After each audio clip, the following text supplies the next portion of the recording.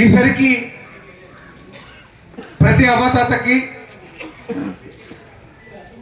ప్రతి వితంతు అక్క చెల్లెమ్మకి ప్రతి ఒంటరి మహిళకి డప్పు కళాకారులకి చేనేత కార్మికులకి ఇలా కుల వృత్తులు చేసుకునేటువంటి వారికి వృద్ధాప్యం 60 సంవత్సరాలు పైబడినటువంటి వారికి భర్తలు కోల్పోయినటువంటి చెల్లెమ్మకి పెళ్లి చేసుకోకుండా 35 సంవత్సరాల గతంలో దాటి ఈరోజు 50 సంవత్సరాలు దాటినటువంటి వారికి ఇచ్చేటువంటి ఒంటరి మహిళా పెన్షన్ ఈరోజు మనందర ముఖ్యమంత్రి అనుక్షణం నిరంతరం మీ గురించి మీ సంక్షేమం గురించి మీ కష్టం గురించి ఆలోచన చేస్తూ ఇచ్చిన మాట ప్రకారంగా ఈరోజు 3000 రూపాయలని పెన్షన్ని మీ అందరికీ ఇచ్చేటువంటి కార్యక్రమం జరుగుతూ ఉందని చెప్పి మీ అందరికీ మనం చేస్తూ ఉన్నా.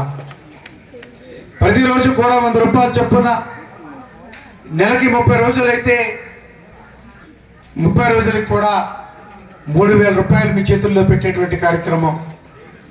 గతంలో పెన్షన్ కావాలన్నా ఎటువంటి అవసరం కావాలన్నా జన్మభూమి కమిటీల దగ్గరికి వెళ్ళి డబ్బులు ఇచ్చుకుంటే కానీ దరఖాస్తుకు కూడా నింపేటువంటి పరిస్థితులు ఉండేవి కావు.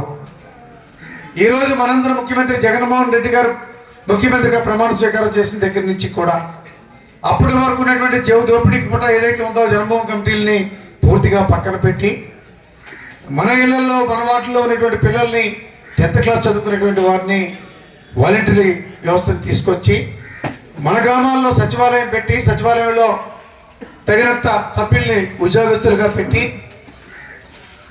సంక్షేమం దగ్గర నుంచి ఈరోజు మనం పెన్షన్లు తీసుకునేటువంటి కార్యక్రమాల వరకు కూడా అర్హత ఉంటే చాలు, కులం చూడలా, మతం చూడలా, రాజకీయాలు చూడలా, కేవలం అర్హత ఉంటే చాలు అందరికీ కూడా ఇచ్చేటువంటి అన్ని కార్యక్రమాలు కూడా ఇటు పెన్షనే కాదు చేయూత కానీ 45 సంవత్సరాలు దాటినటువంటి ప్రతి అక్క చెల్లెమ్మలకి కూడా 60 సంవత్సరాలు లోపినటువంటి వారికి సంవత్సరానికి 18,750 రూపాయలు చొప్పున ఇప్పటికే 3 దఫాలుగా ఇవ్వడం జరిగింది.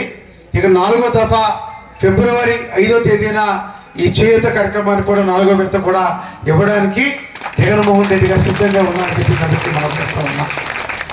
ఏదైతే 2019 ఏప్రిల్ 11 నాటికి మీకున్నటువంటి డ్వాక్రా అప్పులు ఏవైతే ఉన్నాయో అప్పాజీ అప్పుల్ని గత ప్రభుత్వం గత పాలకుడు చంద్రబాబు నాయుడు లాగా అక్క చెల్లెమ్మని మోసం చేయాల.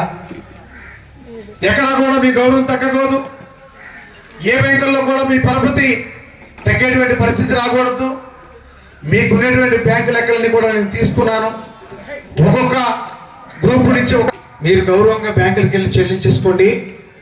లెక్క తీసుకున్నాను.